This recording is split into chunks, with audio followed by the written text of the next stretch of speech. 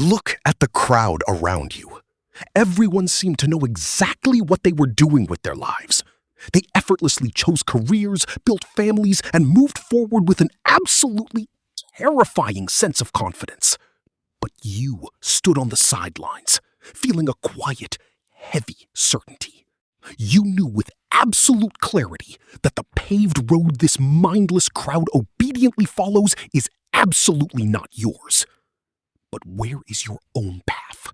For years, you doubted every single choice, abandoned unfinished projects, and endlessly swapped office cubicles. You felt like a complete outsider, a ghost trapped in the eternal morning traffic. Carl Jung proved that certain individuals are fundamentally not engineered for a fast start. You are not late.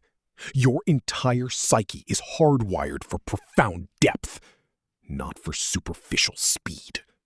Today, we tear down the myth of the early achiever. Let's begin. The vast majority of people construct their identity using the simplest method possible. They literally absorb the surrounding world. They copy someone else's values, goals, career tracks, and someone else's life schedules. This works. Such an approach grants them a fast, early confidence. But the foundation of this confidence always turns out to be liquid. A rare personality type is structured differently. Carl Jung described this as a psyche with an abnormally active unconscious. Your internal architecture is far too complex. Thoughts, emotions, symbols, and intuitive flashes collide there simultaneously, with an intensity that an ordinary person has never experienced. Because of this, a fatal problem arises in the first half of life.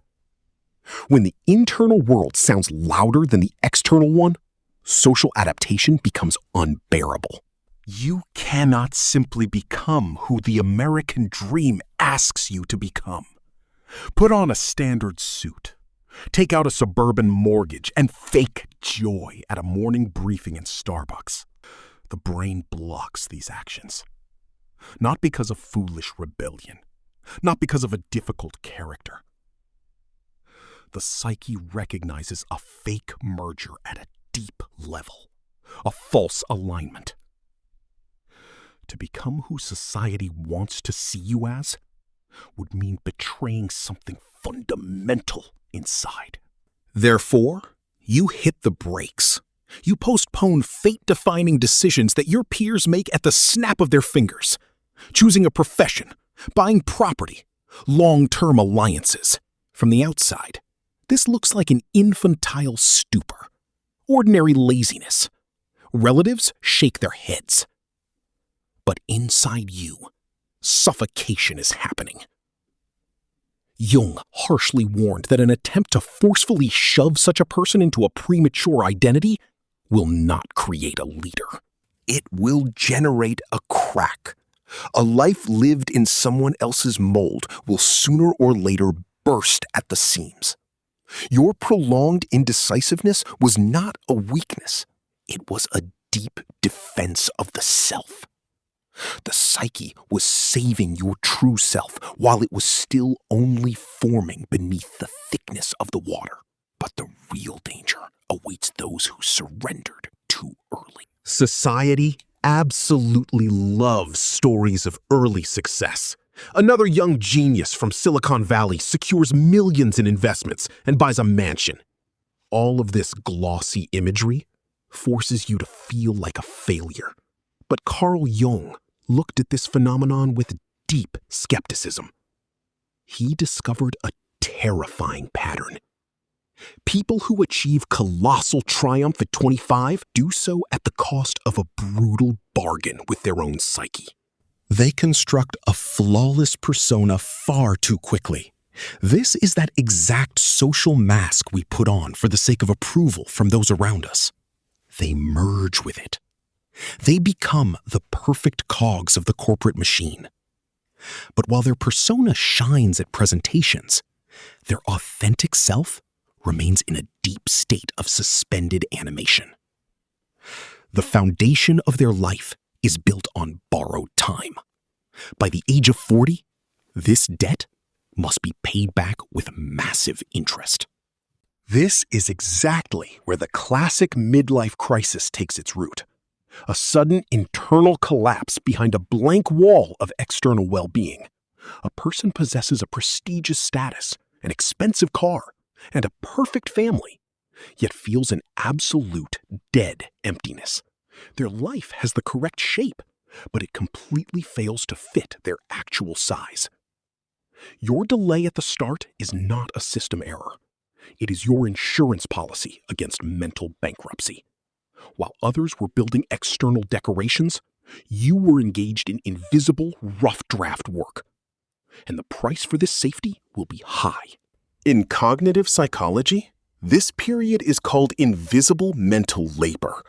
In your early 20s, you most likely felt an unbearable contrast. Peers were getting promotions, buying houses on credit, and accumulating markers of solidity. You, during this time, seemed stuck in place. You changed projects, went into isolation, and looked like a person who had simply failed the launch of their own life. But while society saw stagnation, Jung saw incubation. Your psyche was making an invisible tectonic shift. While others were strengthening their external social facades, you were building an internal psychological foundation. You were unconsciously asking yourself questions that an ordinary person only grows into by the age of 40. Who am I really? What part of my beliefs belongs to me, and what was simply imposed on me? In what ways am I ready to stop pretending just for the sake of someone else's approval? This internal excavation inevitably slows down your social run. It forces you to slip at the start. But it is exactly what will save you from catastrophe in the future. You are paying a harsh price for this in the form of loneliness and misunderstanding right now. But at least you are building a life on your own land. However, the heaviest blow to the ego is delivered by the ability to see reality without filters. This is the most isolating and painful aspect of this personality type. Since childhood, you possessed a strange, almost mystical ability. You saw what you were not supposed to see. You felt the massive gap between what people say and what they actually mean. You noticed the fake social games hidden beneath ordinary small talk in office cubicles. You saw the total emptiness inside the things and statuses that everyone else chased with sincere, fanatical conviction. Arthur Schopenhauer called this the heavy burden of awareness. An increase in intelligence inevitably leads to an increase in suffering. When you clearly see the illusions upon which this entire social theater rests, ordinary participation in it becomes unbearably difficult. How can you fiercely compete in a game whose rules you never believed in from the start? How can you sincerely chase a status that does not command a single ounce of your respect? How do you simulate wild enthusiasm for someone else's goals when it smells of dead weight? As a result, you consciously or subconsciously activate a mode of psychological alienation. You take your distance. You withdraw into yourself, sit in the corner of a co-working space, and simply observe from the sidelines. The people around you, your boss, or your loved ones always mistake this state for banal passivity. They give you a diagnosis. They consider it a lack of ambition or a sign of depression. They are certain that something is wrong with you. But Jung discovered an astonishing thing. The psyche is capable of brutally sabotaging external social success if it poses a direct threat to your internal integrity. Your soul is not broken. It simply refuses to cooperate with a lie. Stop for a second and answer yourself honestly. How many times have you consciously tanked lucrative deals or ruined a promising career simply because you felt nauseous from what was happening around you? For years, you blamed yourself for a weakness of will. In reality, this was your security system at work. But around the age of 30, this defense creates a living hell for a person. At the turning point of 30 years, this internal alienation reaches its peak. Jung called this period the dark night of the soul. Loneliness becomes structural. Due to your complex internal architecture, superficial communication in parking lots or by the water cooler begins to cause physical rejection in you. It drains you more than total isolation. You feel like a cosmic alien, even among those who sincerely love you. At this moment, many break. The pressure of society becomes unbearable. A wild temptation appears to drown out the internal voice with alcohol, routine, or everyday conformism. To simply surrender and finally become like everyone else. Jung very clearly described the consequences of this betrayal. If you destroy your emerging true self for the sake of cheap relief and the desire to squeeze in somewhere, you generate a monster. Your unrealized self goes into the shadow. It turns into a dull, poisonous depression, a quiet hatred for your own life, and a hollow envy of someone else's success. Those who find the strength in themselves to endure this loneliness and not betray their internal truth pass through a mental crucible. They emerge from it as qualitatively different people. The final stage of assembly begins. Somewhere after 35 years, the long-standing internal chaos suddenly begins to settle. Quantity finally transforms into quality. A phase arrives which Jung called individuation. This is the moment when a person fully integrates their shadow, sheds the false persona, and establishes contact with the self.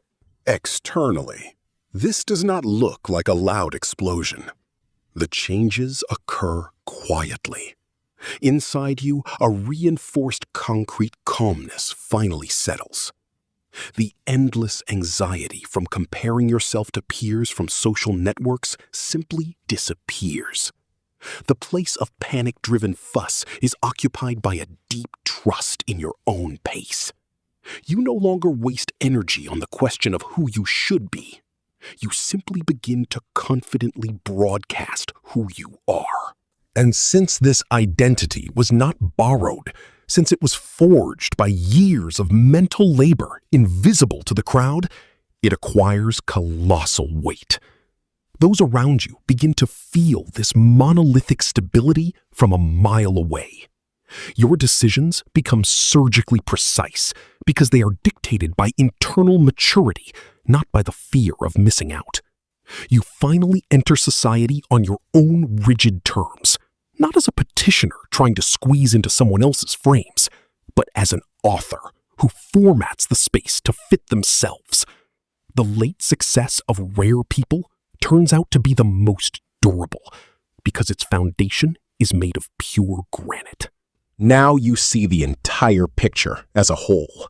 Your prolonged wandering and the eternal feeling that you are catastrophically lagging behind everyone else's schedules were never a mistake or a sign of weakness.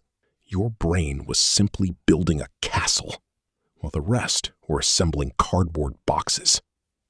It is impossible to erect a monumental structure in a couple of months. Now, the illusion of someone else's timetable is completely shattered. Your past experience, loneliness, and long doubts were not a waste of time, but a heavy calibration of the foundation. You are not late. You are simply walking the rarest and most powerful path. It is time to stop apologizing for your pace and start playing by your own rules. If this surgical breakdown of the psyche helped you finally dot your I's and cross your T's, hit the like button and subscribe to the channel. We value an aware audience. Write in the comments at what exact age you felt most acutely this suffocating gap between your own desires and the demands of society. Your honest answer will help those who are passing through the dark night of the soul in complete isolation right now. See you soon.